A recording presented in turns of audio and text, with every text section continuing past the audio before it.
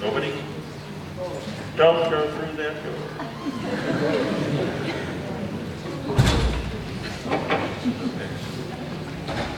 Right. Thank you. I'm just wondering, maybe in the interest of also getting our plenary speakers to interact too, whether Lucy might like to respond to Steve, thinking about Steve's disruption perhaps as actually being, at least potentially, a process of actually forcing open spaces of possibility rather than only holding open spaces of possibility. I think you get my point, Lucy.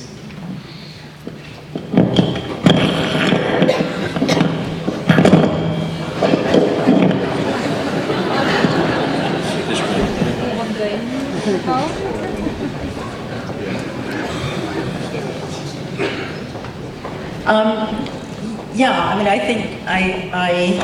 think that's a really nice observation, and I greatly applaud Steve, the exemplary role model that Steve is providing for us, and the tremendous courage it takes to make trouble in the way that he did in the security line at the airport. And I mean, I guess I see a link between what we've each talked about as different, maybe different forms of resistance or different forms of disruption, where mine is a little bit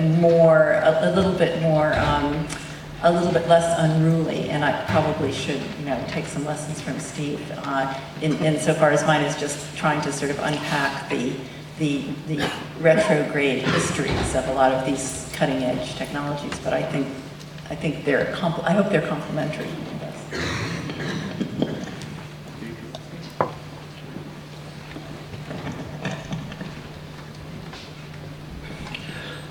Thanks, Brian. That's a very nice question. Lucy's right. It does take an awful lot of stupidity to do this. to do this. I was going to make the point also that the interactions with the security clerks are, of course, my immediate post-interaction recollections. I had to write them down. There was no question of using any recording device, because those objects are thoroughly implicated with terror in that context. I did have a beautiful photograph of Dan being searched at a security clearance in one airport, but they went ballistic and forced me to delete the photograph and so on. Now, I don't know, these disruptions, as you'll know, are not motivated, well, I don't know. I was going to say they're not motivated to try and bring about change, that wasn't the primary motive. And it's not at all clear to me that they are necessarily very successful ways of bringing about change. But I suppose they do at least emphasise our reliance upon, our unthinking reliance on some of these definitions and categories. Hello, Maureen McNeil, also from Lancaster. I wondered if each of the speakers could reflect a little bit about the trope of making trouble. And I think that was quite interesting to think about in relation to what STS should or shouldn't do, as well as the relationship between the technologies you were discussing and the actors most immediately involved in them.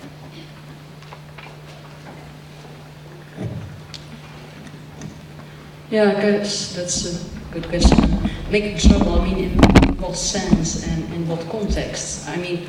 I never can imagine that the thing that Steve has been doing, that I could do this with telemonitoring technologies. Now, it's so consequential there what's happening that you can't take the role of disrupting the system yourself as a social scientist. So that tells something about how, what also the limits of this technology, of this kind of method are. But I think more in a way, I would like to approach it is in this context of health, that you can look at trouble in the sense of how there are contestations in specific use situations. So if the, like what Lucy also beautifully showing with the robotic, that also is happening in the context of a telemonitoring situation. So I think it's a nice site or location also to look at, you know, kind of event that's happening, that's where trouble is. So I think that's a rich concept to use. Well, I'd actually like to ask Maureen, because she's obviously thinking of something here, and she's trying to get us to, to say what you think about that question. No, you're making trouble. No, I'm just very struck by the different consequences for STS scholars in different contexts in making trouble. And also, I was very struck, especially in Steve's example, about the absolute reluctance to make trouble in relation to these new forms of governance, which, you know, I thought was a really powerful part of the stories, especially around the security issues. So I was curious about that.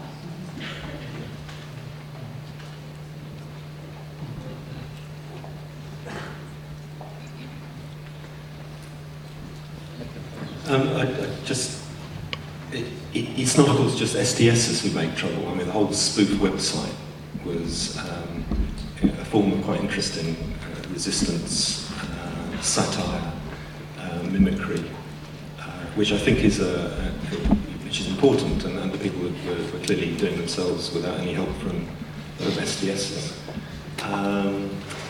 The security cues and security questions, I think, are quite interesting. As you noted, that people were very compliant the whole time, and one falls to wondering what kind of security check would have people saying, right, that's enough, I'm not putting up with this anymore.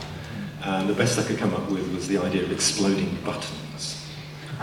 So if buttons became an object of terror, for a short time there would be a lot of protests, it seems to me, but then of course the burgeoning market in buttonless garments, which would flow from them. Just have a comment on that. I think everybody knows, but the place you're investigating there is one of the few places in the world where telling a joke is explicitly outlawed. And there are people who've gotten themselves in bad trouble telling jokes at the entry point of the airport, and the security is available. And in a way, I mean, I've thought about this in a long time in terms of the old ethnomethodology disruption exercises, that they resemble practical jokes in a very close way. And you were on, we might have to bail you out with 4S money if you keep up with this practice, because it's verging very closely on a joke at the point of entry of institutionalized seriousness. I have to answer that. Okay, let's get some questions. I think, Steve, you would appreciate my problem of having to buy and then discard corkscrews over many trips until I was given a Teflon corkscrew, which remains invisible to all of the current detecting devices in airports.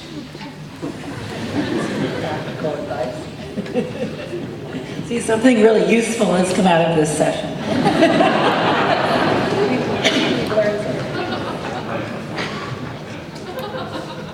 Hi, really provocative papers. During some recent moments of sort of institutions of the law, it has become really clear to me that rather being imagined as outside and unknowing, there's a moment where there's a statement, you know that. And I was at the airport, and all of a sudden this family is brought aside. And they say to them, they have 10 snow globes in New Orleans. And they say to them, you know that snow globes are not allowed through security. And I was, snow globes? Snow globes. Oh God, I'm sorry. A plastic bauble the size of a baseball with water and glitter inside in a scene of a city. That's not mundane technology. So, but what really, it's a technology. What really interests me, because also pulled aside in an area that I didn't know, I was told, you know that the speed limit here is whatever, whatever. And so I'm wondering about the ways that we're brought in by this notion of knowing. And for Nellie too, I'm wondering how the sort of, kind of the teledistant user is brought into certain practices by assumptions of our relationship to the law of technologies. Thanks. It sounds fairly sort of Foucauldian in your inflection. I'm maybe too much there. All right, a bit Foucauldian. I think there's a bit of mileage in this, and certainly the appropriate subject position responsible driver is somebody who is expected to know a lot of things, including, to our surprise, to know which websites to consult to find out which speed cameras are operating. So quite frequently we were told that somebody got speeding because they were stupid enough not to check the website before they set out on their journey.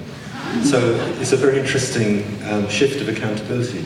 Responsibility, the driver is now responsible for finding out when they're going to get caught. And they've only themselves to blame if they do get caught. Okay. When I read the call for this conference, at least the way I read it. So we have an answer to this last question. I thought there was a question raised for me as well, but I can leave it to the floor. No? Okay.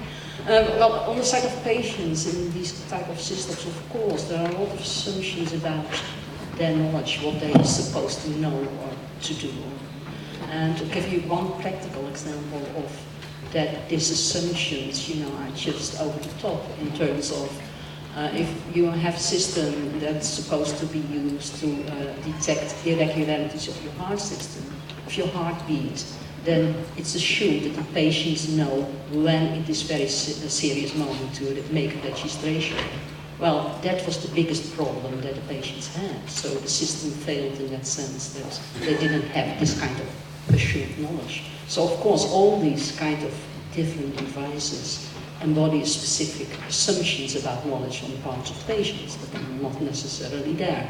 So we can talk about anti-programs, and the consequences of these are, of course, that things can go seriously wrong. So it's also there, not trouble, but in a different sense. Thank you.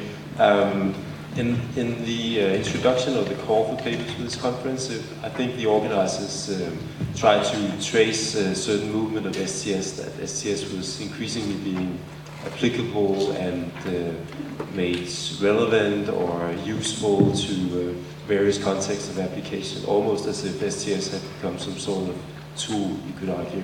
But it seems to me that when I'm listening to your presentations, you're in a sense, all of you resisting a bit this move towards applicability or making yourself useful in various ways. Perhaps I'm caricaturing a bit what the different parties to this potential conflict say, but I would like to hear your responses to that.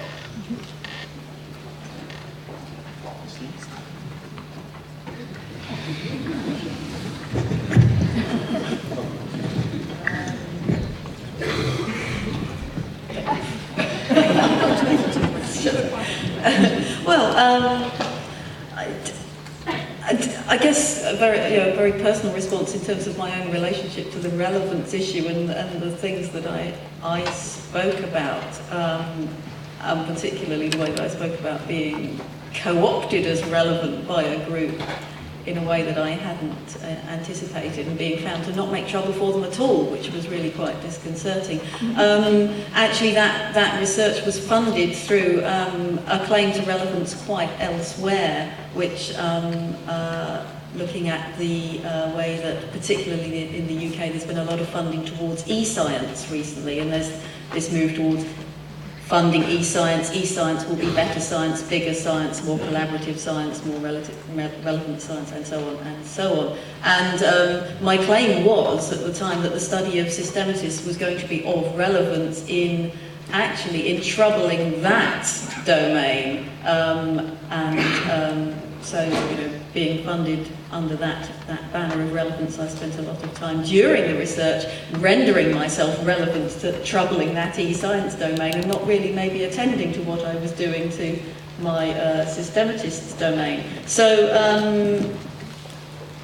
to backtrack to the general point, STS and relevance, yes, well, the experience was certainly one of needing to render narratives and accounts of relevance, and particularly in funding circles, but that experience by no means encompassing what then ensues in terms of the research as it evolves and enters various spheres. So, very personal experience of STS needing to be relevant, but that being a very situated and shifting kind of thing.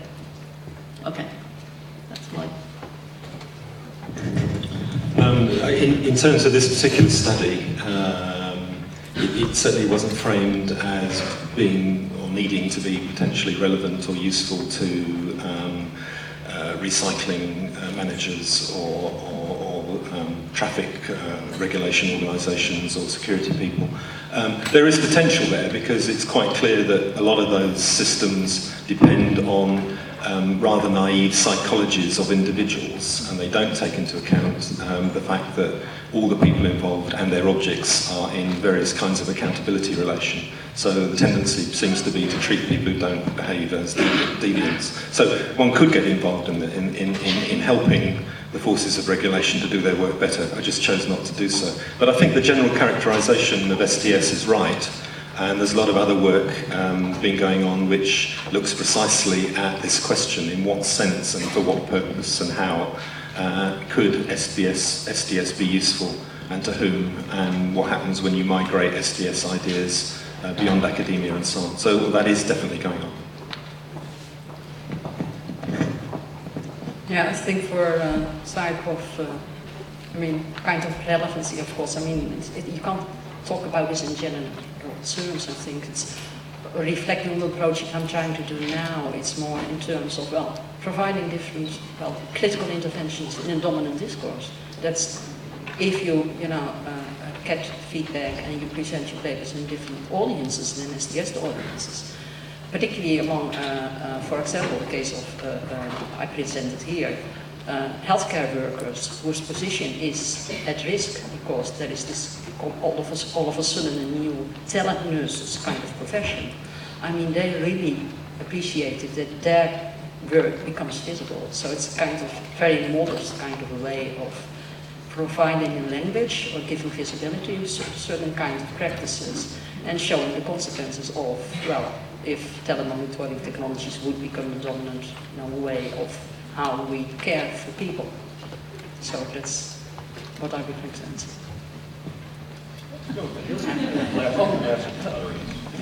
I thought we ran out of time. I guess, I feel that I've recently been liberated from 2 decades under the tyranny of having to be useful. And so I welcome the opportunity to be at Lancaster, where I can be around a bunch of people who can celebrate not being useful. More seriously, of course, the question is useful for whom, and I think we have to pay very close attention to the politics of usefulness and navigate our way through those politics and think about with whom we want to affiliate and what that means in terms of the relevance of our work for what and to whom. And there is no, the dominant definition of usefulness is implicitly usefulness to those who have the purse strings, but we could broaden the sense of what it might mean to be useful, and I think that's certainly worth doing. Well, let's thank our speakers.